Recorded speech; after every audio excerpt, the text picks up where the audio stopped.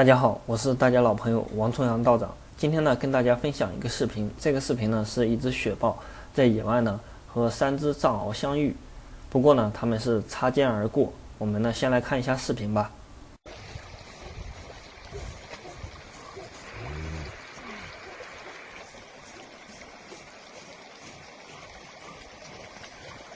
走在前面的这只藏獒呢，应该是这3只藏獒的首领，也就是我们常说的獒王。这个呢也算是藏獒和雪豹的一个体型对比。其实可以看出，雪豹呢还是比藏獒的体型要大一些的。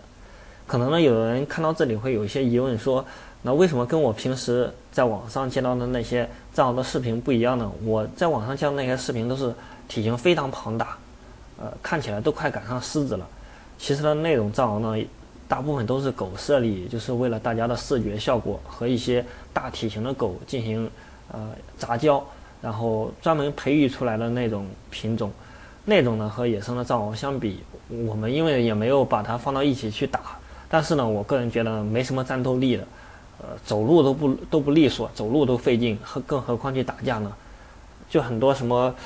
獒展上展出的那些，全身都是肥肉，走路都晃晃悠悠，快要摔倒那种，体型超大那种，我认为没什么意义。其实野生的藏獒呢，就是这种，浑身看起来就是有肌肉感，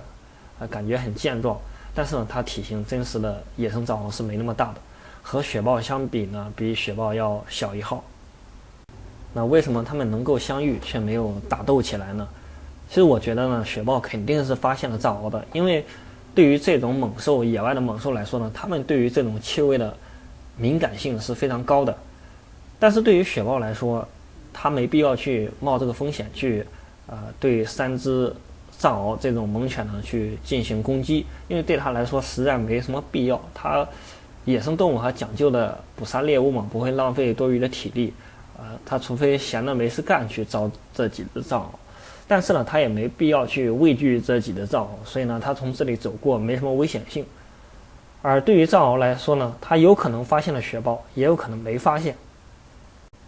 我觉得呢，发现的几率大一些，因为犬科它的嗅觉还是比较灵敏的，像藏獒离这个雪豹这么近的距离，应该是可以嗅到。但是呢，也不排除比如说风向的原因，风向呢和这个藏獒它那个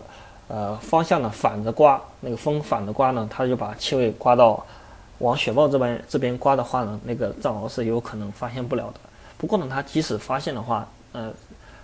它也知道这个时候呢不能去招惹这个雪豹。没必要去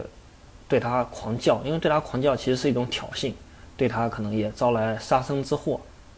所以呢，它也可以装作不知道，但是呢，它会有一个警惕，所以呢，这都是有可能的。好了，谢谢大家的观看，再见。